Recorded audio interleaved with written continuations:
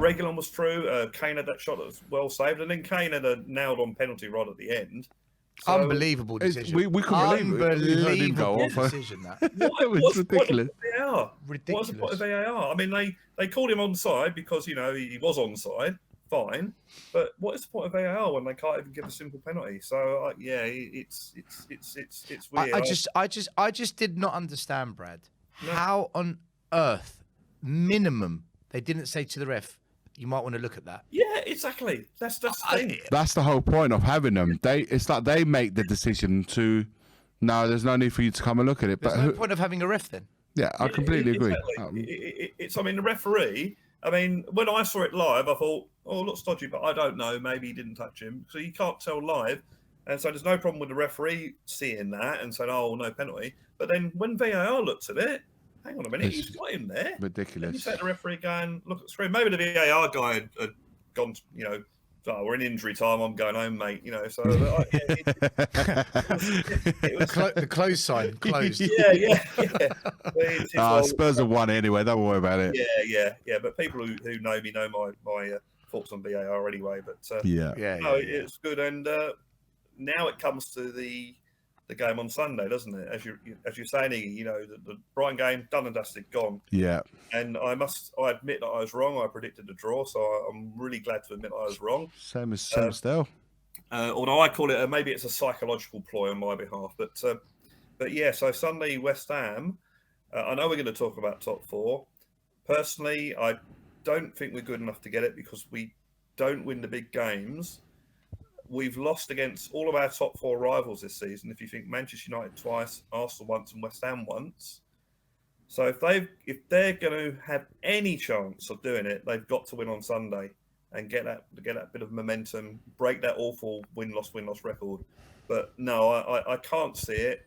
But I think if we have a decent transfer window, then the way I'm looking at it is that I think you said earlier, Stel, that guy made the tweet that give him 150 million or whatever the budget is. We're not made of money, we know that, but we're not poor. We're not poor. We still haven't got the naming right, so maybe that's going to happen. But you give Conte the money and you say, "There's your budget. You spend it how you want." So if you've got 150 million and you want 3 players for 150 million each, you go out and do it. If he wants that, it's not all this bargain basement players and this sort of thing. And as you guys were saying, all this sort of, one for the future. Well, the future's been happening for the last 20 years. When's this future coming? Yeah, exactly. The future's now. Well, the future's always coming, isn't it? It's always the future. It's always coming, It's like, Brad, it's like that saying, we need to rebuild. When are we actually going to build? Yeah, exactly. We're always rebuilding. And Conte, to me, has been saying all the right things. If you read between the lines of all of his press conferences, he knows what he's doing. He even made a point the other night about, we've got rid of a lot of coaches, blah, blah, blah, blah. This win-loss mentality, it's been going for 20 years. 20 years. Now, how long have it been there? So do you know what? That was very, very interesting. Where did he pluck that number out of? Exactly. And he says these things, and he said, it's all very well getting young players, but I like I heard that. Alongside them. All these things he's been saying. I'm saying if the direction I want to go in is the same as the club's direction. So all of this is he's saying the right. Brad, can I ask you something as a fan, right? It's quite a divided viewpoint on this. Some fans are really fed up of Conte and his seed planting and the little bombs that he drops and super smart, the kind of letting the board know, you better be ready. You better be ready. You better. What's your take on it? Because some fans are fed up of it and they really don't like it. Whereas, I read a couple of fans today saying he's just saying that to deflect from when we lose games because he's tactically getting it wrong. Whereas you as a fan, you sound like, no, I'm loving it. Like, how do you take it as a fan? Well, I think he's just talking like a fan talks. When he made that comment after the Burnley loss about, about us not having any decent players, we've only got 5 decent, whatever he said. I'm watching that thinking, he's saying what the fans want to hear. He's speaking like a fan does. I say that after if we lose a game, don't talk to me for the first 20 minutes, 30 minutes after a game, because I'll be saying this team's rubbish, get rid of all of them. you know, and he's more or less saying the same thing because he's a football fan at heart and he gets passionate about the team that he's coaching, as I get passionate, or we all get passionate about the team that we're following. So I don't mind it. I like it. I like what he says. And this guy has got such a good record. Why would you want to not believe him? Why would you want to say, "Oh no, sorry, mate, you're saying the wrong things"? You know, I don't know. Yeah, we can criticise him. We can criticise his substitutions or tactical decisions he might make. But I think what he's been saying, yeah, I like it. This deflecting it. Well, Alex Ferguson was a master of deflecting when there was a loss. He was a master of that. And look at his record. So, no, I think, you know, I really like what he says because I think reading between the lines, he's saying a lot of what we've been saying for the past 15, whatever years, 20 years, whatever it is. See, that's the bit that gets me. Like what you just said there, spot on. He's saying what we've been saying for years. So why do fans now? Some fans just kind of get it. Not all fans. No, I said some. There's some. Yeah, not all fans. Well, I don't get it because I think every fan now has realised. Look, we just need investing in proper. The manager needs to have control of what players come in, and Conte's coming in and he's saying those things. And we're not. Do you know what it is? As a fan base, maybe not just. I'm talking about as a fan base general. Okay, not just Spurs, but it could be. They're not used to having a coach or a manager in this case that comes out and says it how it is. It's almost like it's too refreshing because a lot of it is like they tell you some, but they don't want to tell you anything. And you know those managers, what they are doing and why they're doing it. They're also doing it. They have to act as a go-between between the players, between the fans. They're having to manage board, everything. chairman. The board, the chairman. They're having to manage all of that. Journalists. So everything that they're saying it with almost like a handbrake on. But Conte is doing exactly the opposite. And some people just don't like the fact that he's just almost too brutal with his honesty. And I'm sure that after the Burnley game, he was spoken to by the board and by somebody high up to say, mate, you need to tone it down a little bit. And if you've noticed, almost the press conferences straight after have been a little bit, not necessarily all monotone, but almost monotone, as if he's been told to keep it calm. But you know inside he's anything but, and you know that he will keep planting the seeds that you guys have just been mentioning now. He will always keep prodding it because deep down he won't accept this situation. And this is what me as a fan, I've been crying out for something like this. To say, have a manager come into Tottenham to say, not just do a job and say, yep, we will do our best. What Nuno said when he first arrived, we will make you proud, and all of that stuff. Conte won't say things like that. I thought Mourinho was going to do that. That is what he intends. I thought Mourinho, when he came in, was going to do that, but he didn't. Mourinho didn't do it. Yeah, I think Mourinho's at the end of his sort of. Well, I thought he was at the end of his career at Manchester United. To be fair, he's definitely. He was sort of coming to the end of his sort of. He didn't care anymore. But he's yeah. The thing is, the Mourinho there. He's at the high point of his. Yeah, he's on the other side now. You're right. Yeah, and I let's talk about. I mean, let's face it. When he mentioned about, when he said about top four, you don't think about top four. Well, that's because he wants to win. He wants to win the title. You know, he wants that's his Isn't mentality. That what we all want? What Pochettino's mentality was, and so it's.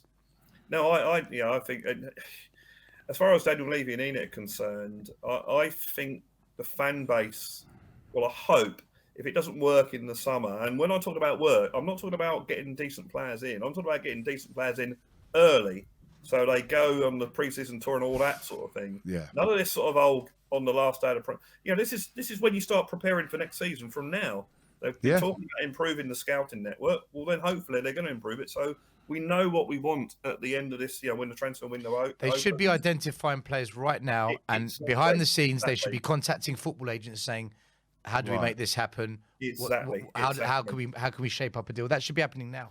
Yeah, because the last thing you want or you don't want is a bidding war. You don't want the interest to be on a player that you might have had your eye on. Other people knowing what you're going to do as well, because you know what Sky Sports are like. As soon as anything comes news regarding Tottenham, they blow it up. Let's try and get Kane destabilised. Oh, Son's not happy now. You know. Yeah.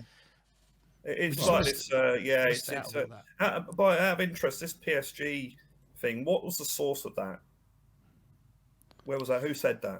There was a lot of the major Spurs accounts were saying it, but Yeah. a lot of them just push out content for the sake of likes and hits, and so I don't know how credible the content was. What's your take on that, Brad? Well, I totally agree with what Brian was saying. To be honest, I think it's.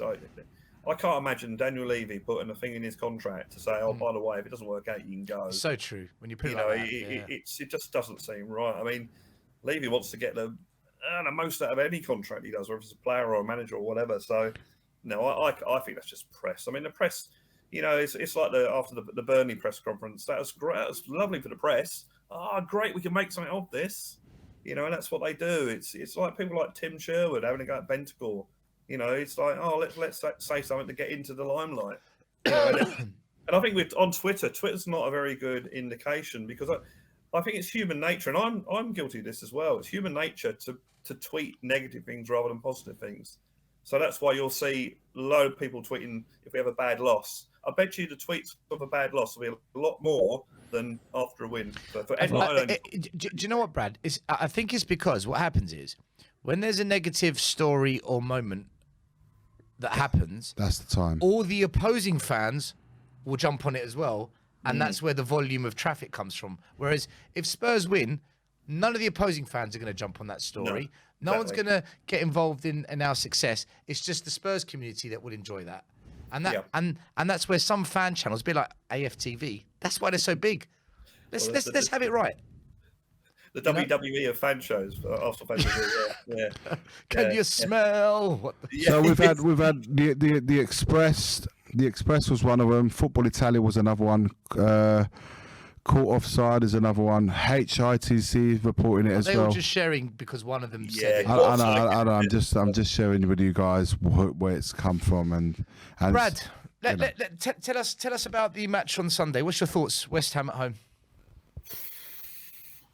Well, I'm a big believer in the law of averages. And tonight fooled me because I thought we can't keep going win loss.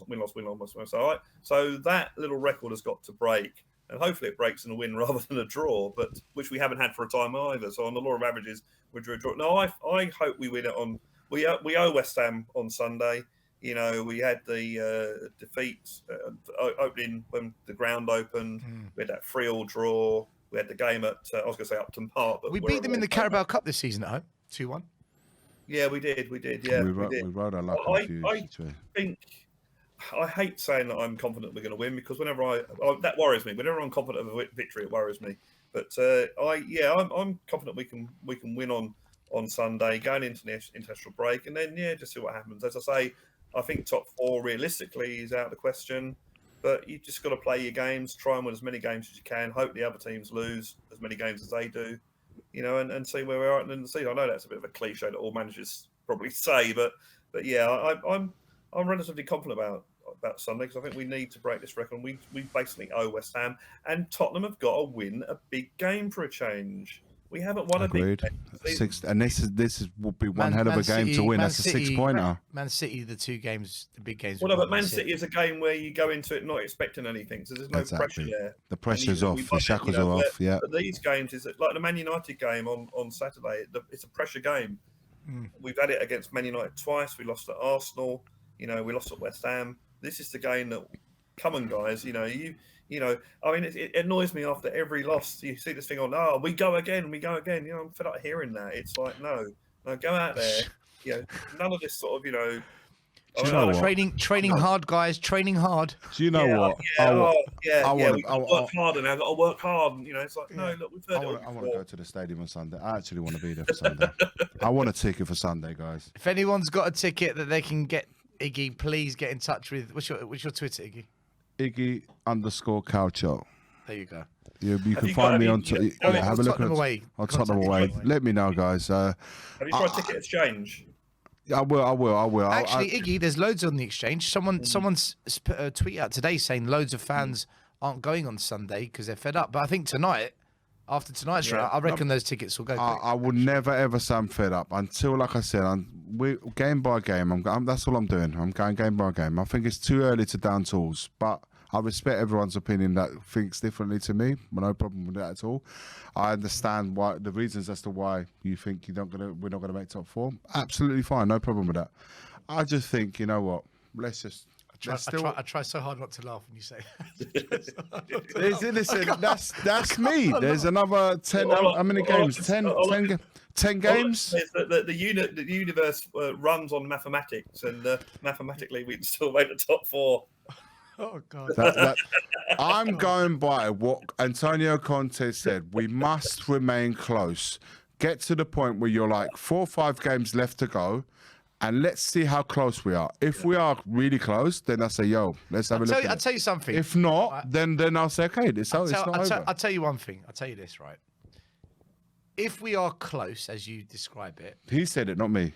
All right, as Antonio said it, and there's 3 odd games to go. And we really are potentially top 4, which I don't think is going to happen. And they slip in that Arsenal game. Oh, my God. Oh, my God. That game is going to be fire. They're waiting for that, aren't they? I mean, that's got to come between... Do you get, Brad, actually, can I ask you a question, Brad? Do you think the Premier League... Because it's unbelievable they haven't rescheduled that game. There's no reason. Do you think they're waiting to time the match based on current results to maximise the wow factor of the game? You know what? I heard, I forget who it was, mentioned this about a month ago, and I thought, nah, conspiracy theory is rubbish. So I don't really believe in any conspiracy theory. But now, as it gets closer, you think, So now I'm starting to think there might be something in that, because, you know, TV is all about making money. It's all about advertising revenue, that sort of thing. Yeah. And, we're only, you know, if you look at it from a Sky Sports perspective, not a Tottenham or an Arsenal fan perspective, we're only 3 points behind. So... from their perspective, this could be a top 4 decider. But this works perfectly, Brad. Sorry to interrupt. This works perfectly for the likes of Manchester United and teams like that, because they want that to capitalise on any. So what you're saying? The Glazers have paid the Premier League to decide on this. You see how words come. I'm just saying it puts the pressure on those 2 teams to slug it out, whilst Man United will be sitting there in the wings waiting for someone to drop points so they can step in. I'm saying it could be Manchester United. That could be the same. West Ham. I do think it's a bit. I do think if Arsenal were to slip up. On both teams, I think it's out of order on them. When does Arsenal play Man United? That's coming.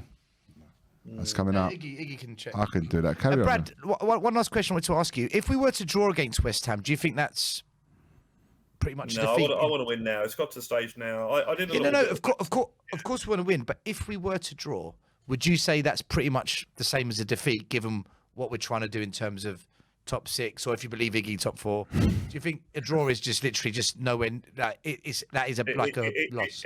Well, put it this way. So against Man United at Old Trafford, I would have accepted a draw, especially at 2-2 when we got that goal back. Yeah. But at home against West Ham with our crowd there, and given it's a big London derby, I only accept a win on. I mean, has to be a win. Don't get me wrong, we're 2-0 down with 10 minutes to go and we score 2 goals and get the draw. Well, then, of course, I'm going to be happy. But no, a win is, you know, this is a game that we must win. And it's got to the stage now. So, okay, guys, you know, you're talking about we're still in the race. Well, now start putting some wins together, you know, because beating Brighton at Brighton and then drawing against West Ham is not putting a run together, you know. So I only expect a win on Sunday. I will be disappointed if we draw, unless, as I say, we're 2-0 down with 10 minutes to go and we come back. But then that said, you shouldn't be in that position. You know, we shouldn't be in that sort of position. So, Brad, to answer your question, 23rd of April which is the same day that's we're playing Brentford away, and that's round 34. So it's on the 34th game of the season. So it's 4 games to the end of the season. Yeah. So it's like they could space out, because Arsenal got to play Chelsea. I mean, after the West Ham game, it's only the Tottenham Arsenal game. Man United have to play Chelsea as well. So they play Man United at home. They follow that with West Ham away. Arsenal, yeah. And then they go on to listen. They got some real. So have we though. So have we. We got. We have to, but I think they. We got Arsenal. I think they got. We got some tough games too. They got Newcastle. I mean, there's some games there. Listen, there's so many twists and turns. Well, you know I'm telling you now. A lot of twists and turns. If you look at Like Sorry, I go say, sorry. Tottenham against Arsenal was, apart from West Ham, after that game's out, Tottenham Arsenal was the only top 4, if you like, game we've got this season between top 4 rivals. I think that's going to be a midweek. Top 4 rivals, yeah. That's Man going to be a United, midweek Arsenal, game, you know Arsenal, that. Chelsea, Man United, Chelsea, they're all to come. So if you space that over the season, then it makes sense if you're from Sky perspective to have Tottenham Arsenal as the last one in that little list. And they're probably hoping that it does come then. But you It know can't what, be a Tottenham- last game of the season because it's going to be a midweek. The last game in that run. Last Yeah. one. Okay. Yeah, I'm with you. I'm with you. Although don't forget with the cup, I know even the cups. Yeah, now that we're at the quarterfinals, even there's no room left during the cup games either. So you can see that game between the Burnley at home and Norwich away, Tottenham, North London. But you know what's going to happen? Tottenham can win that game against Arsenal, and it'll be like, yeah, all Spurs have to do is win at Norwich, and they're in the top 4. And He says the same thing all the time. He says the same. That's the life of a Spurs fan, isn't it? It is, and it's like, yeah, it's pessimism, yes, it's negative, but hey, look, I'm only going on past, the truth. Past years. It's honesty. Years, it's the truth. No, listen. Listen. I know that it's perfectly in line with such a Spurs thing to do. It really is. I know that, guys. Brad, we've got to move on. We've got more guests waiting in the background. No problems, guys. What's your final word before you? Final word is let's all go to the game on Sunday. Let's all hope that we enjoy it. Let's all cheer on the team like celebrate every victory like it's the last victory that Tottenham will have this season. So yes, all I can say. But great show, guys. And, thanks, Brad. Appreciate it. Have a good evening, mate. Have a good night. Take care, guys. Come on, you Spurs. Come on, you Big Spurs. up the one and only Brad Matthews. Brilliant, Brad.